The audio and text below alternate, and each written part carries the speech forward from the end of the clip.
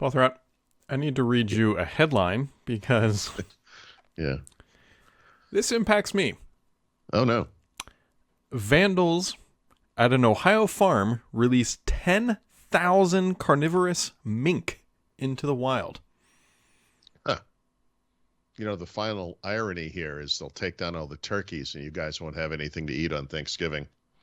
Look, you're not all that far from us. These things could... I don't know if they're like birds that go south. Maybe I could...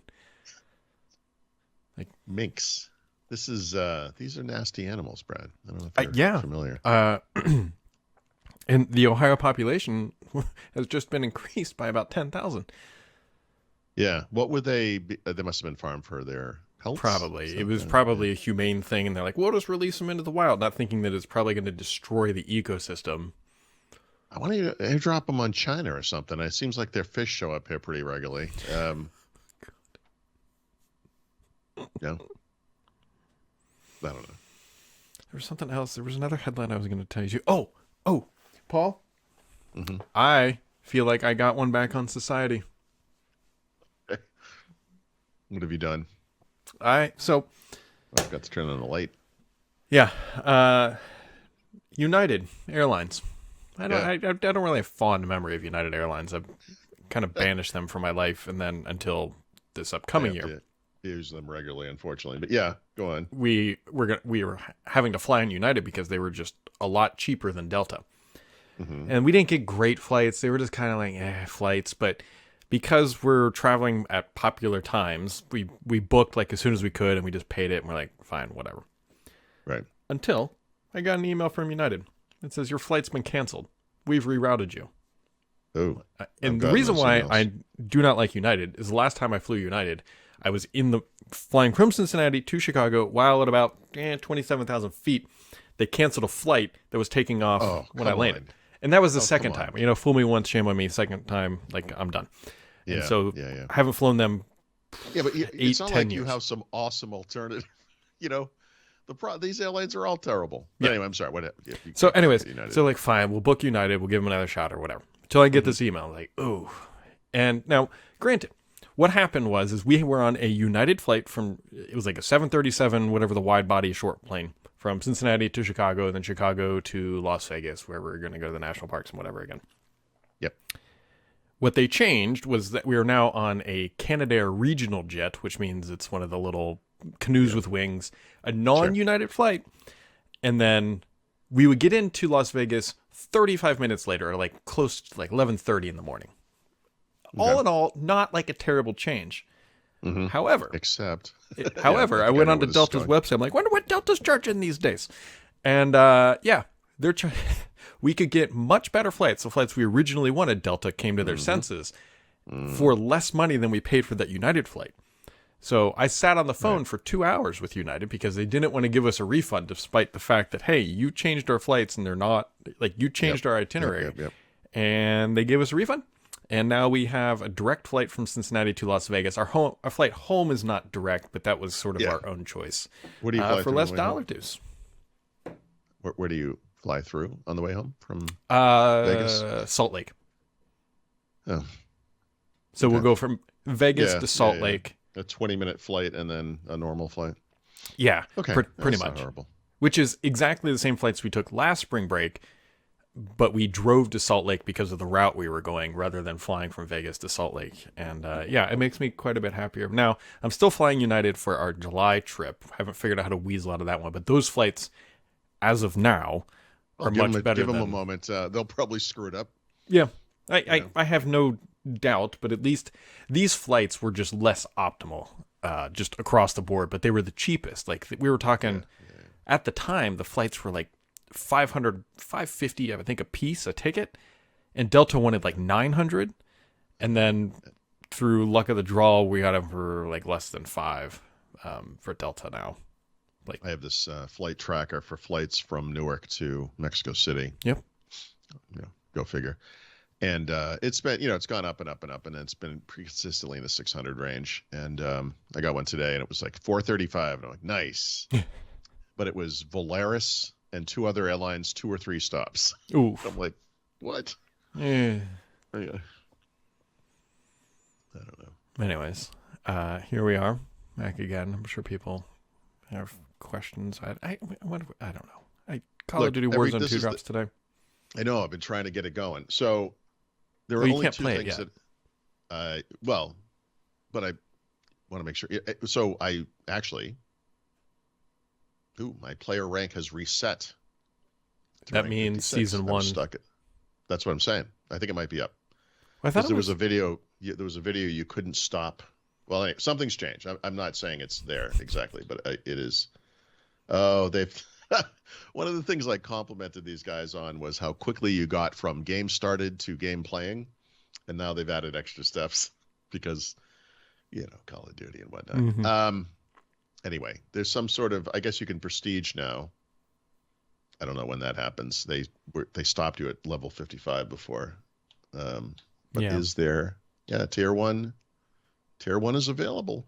So that means I think Warzone drops in an hour, maybe. Something. I don't care about Warzone. I just care about tier 1. Anyway, there are only two things that happen every day in tech these days, Brad. Elon Musk does something stupid, and Phil Spencer says once again, no, we are not taking Call of Duty off of PlayStation. This is Hold on. You forgot the third one. You forgot the third one. What's the third one? Cryptocurrency collapses. That's the other new hotness. Sure. Cryptocurrency collapsing is like the background noise of the tech industry. It's the online service that just kind of keeps going, quietly for the most part, unless you're one of those tech bros who put a lot of money in there. And now you can't get it out because the exchanges are falling over like a Bear Stearns. Who could have seen that? Nobody. I mean, it's almost like money has protections. And dude, what? I don't even want to go on this tangent, but I am dying of laughter at the balance sheet that FTX, which is the primary one that collapsed. Paul, this is what they did. They have their name. I believe it's on the Miami Heat Stadium. Oh, probably, FTX. Dude.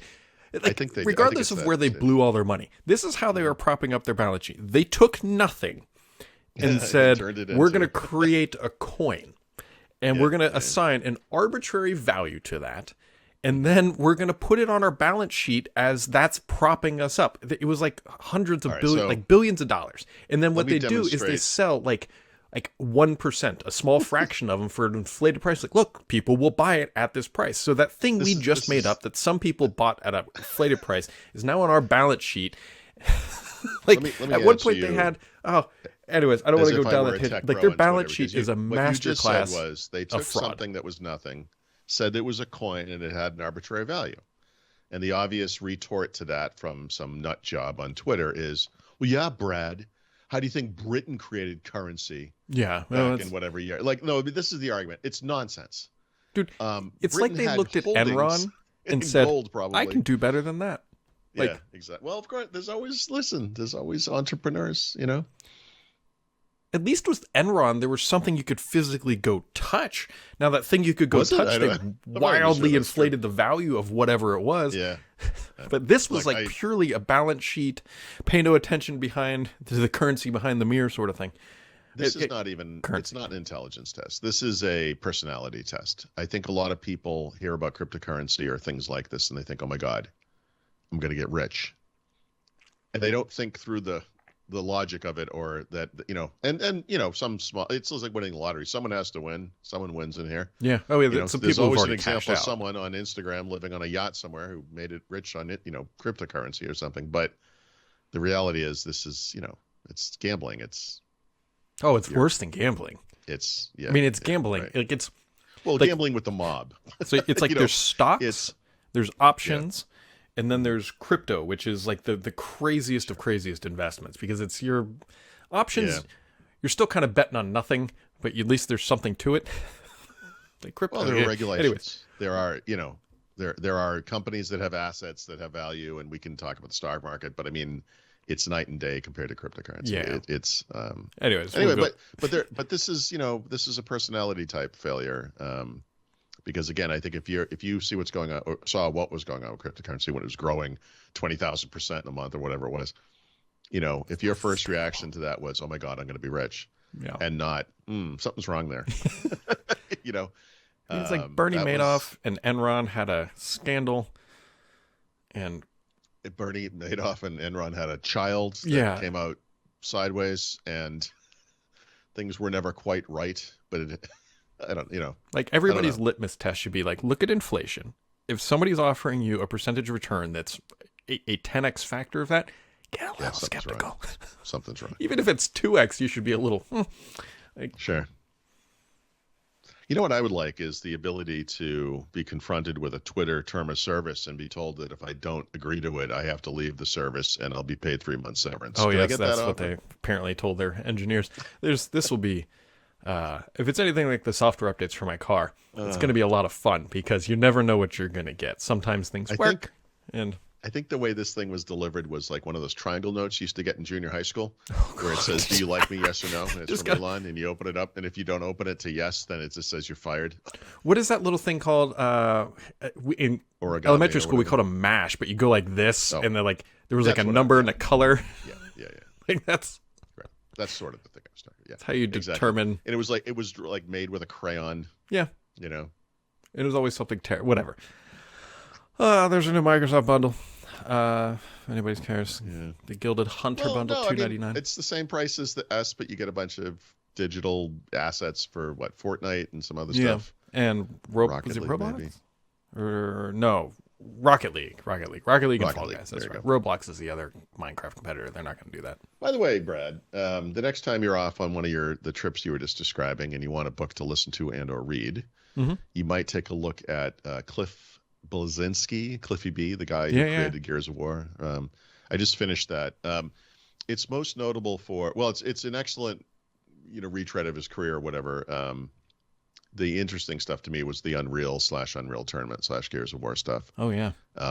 He then left Epic after demanding a lot more money and not getting it, and then and he had some early. He didn't work on it, but he had some early insight into Fortnite, which they were starting to create at the time, which in the beginning was not a battle royale game. It was like a let's make Minecraft simpler kind of a thing.